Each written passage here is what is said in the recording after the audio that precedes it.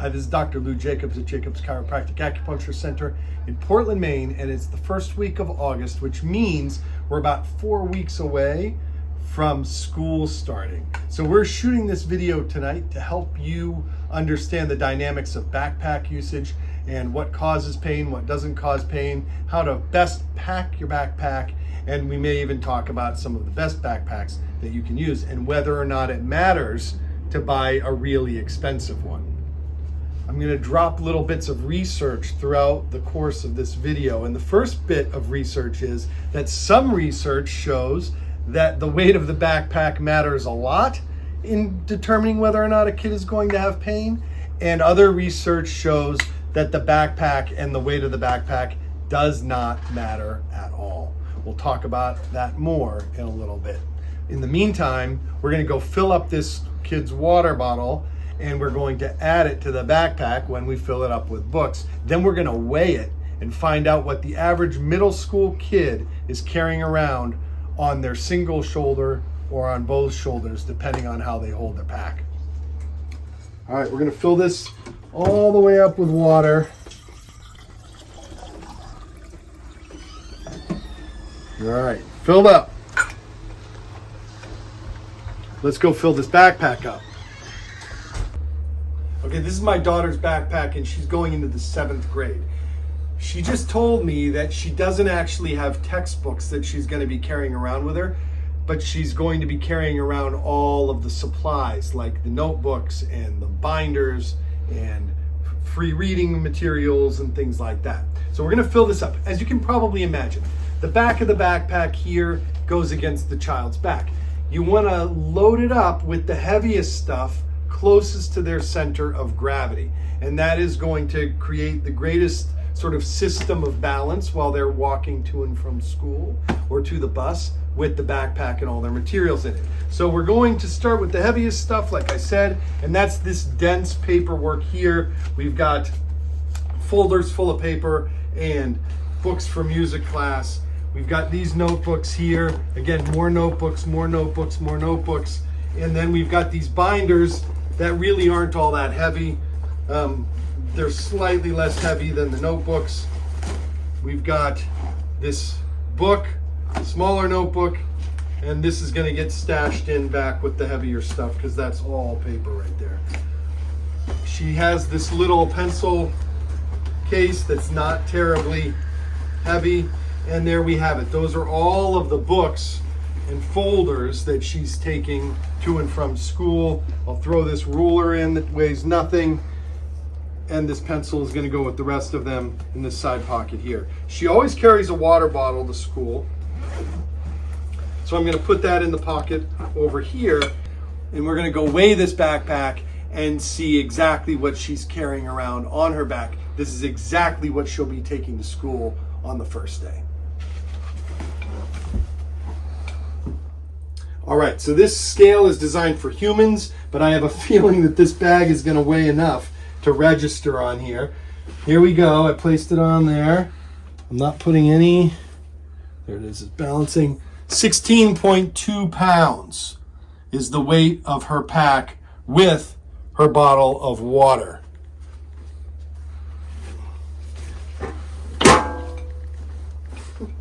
This kid here is in 7th grade. Going into 7th grade, this is her backpack, this is her lunch bag, and this is her flute. She's going to carry it on one shoulder like most kids do, and then she's going to carry it on both shoulders. And we're going to investigate and analyze the way that she moves, walks, and stands. The recommended weight for a backpack is 10% of her body weight. This being 16 pounds is well over the 10% mark, given that she only weighs about 100 pounds. Kids that use backpacks that are heavier than the recommended limit are more likely to develop musculoskeletal pain and have a change in their posture. And this was from research done in 2020. So stand straight looking at the camera, just like that. And you can see that because of the weight of the backpack over here, she's having to lean off to the left a little bit to counterbalance the weight of the backpack.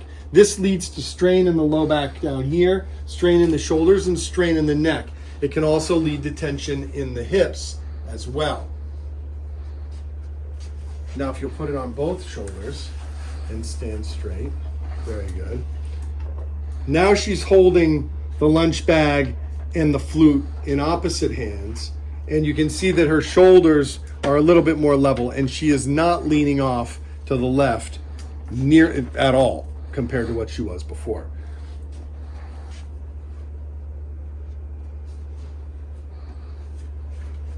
A research study done in 2015 showed that psychosocial factors, so mental factors and social factors, and a history of discomfort were predictors of school bag related back discomfort. Girls with a history of discomfort were predictors of school bag related shoulder pain.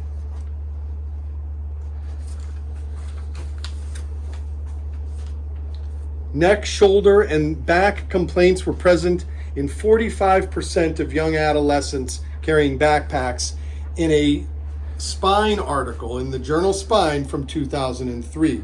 Severe back complaints were present in 7% of school children. The relative weight of school bags was not related in this study to complaints of neck, shoulder, and back pain. The conclusion of the Spine article in 2003 was that, again, these psychosomatic factors appear to be more strongly related to the occurrence of neck and shoulder and back pain and complaints than the type and weight of the school bag that the child is using. There's a lot of conflicting research as to what's causing what. Now, if you look at this kid right here, what you'll see is that her neck is careening forward in some ways to balance out her back and shoulders being pulled back. Her shoulders are rolling forward, also to hold up this massive amount of weight sagging down on her shoulders. I mean, look at the backpack. Look at the creases in the cloth on that pack. I mean, the weight is just driving her downward and backwards. And it's doing that on her way to school, when she goes from the bus to school, when she goes to her locker. And it's not really until she puts the bag away for the day that she's free of that weight. And then on the way home, it's the same thing.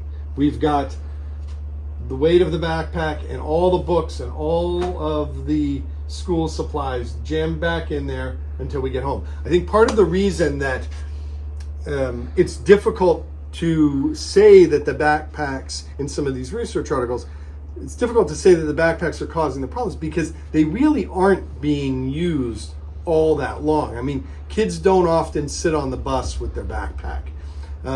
They're really only taking their gear for school from the house to the car or the bus, then into school, and then they drop it for the day. And then they pick it up towards the end of the day as well. Is that enough to create this back pain, or is there something else? Or are there multiple other factors contributing to and making them vulnerable to back pain? I would argue yes. Sitting at a desk all day, slouching at a desk all day, looking down at their books on the desk all day, looking at their phones, eating, looking down, talking to friends. Things like that add up and make kids vulnerable to backpack-related back pain. Even their sleep position at night, their hobbies, the things that they're doing outside of school can lead to an accumulation of stress that then makes them more vulnerable when they put that weight on their back.